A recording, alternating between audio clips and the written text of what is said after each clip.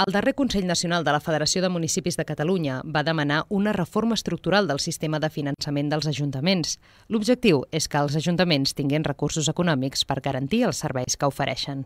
L'acord proposa vincular la reforma del finançament local a la del finançament autonòmic i participar en la negociació d'aquest nou sistema.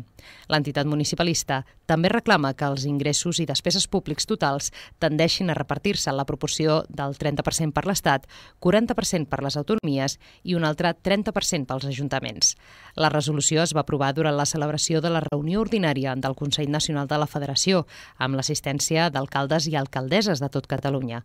La reunió es va fer el 13 de juny a l'Hospitalet del Llobregat i va ser presidida per l'alcaldessa d'aquesta ciutat, Núria Marín, i per Manuel Bustos, president de la Federació de Municipis i alcalde de Sabadell. El Consell Nacional de la Federació és el màxim òrgan de govern de l'entitat entre assemblees generals i es reuneix aproximadament cada 6 mesos. En aquesta sessió també es va demanar al govern de la Generalitat que acceleri la redacció i aprovació de la llei de creació del Consell de Governs Locals, que facilitarà la col·laboració de totes les administracions catalanes. A la sessió del juny, el Consell Nacional va aprovar altres resolucions sobre la llei d'educació, la violència masclista, la llei de dependència i la cohesió social.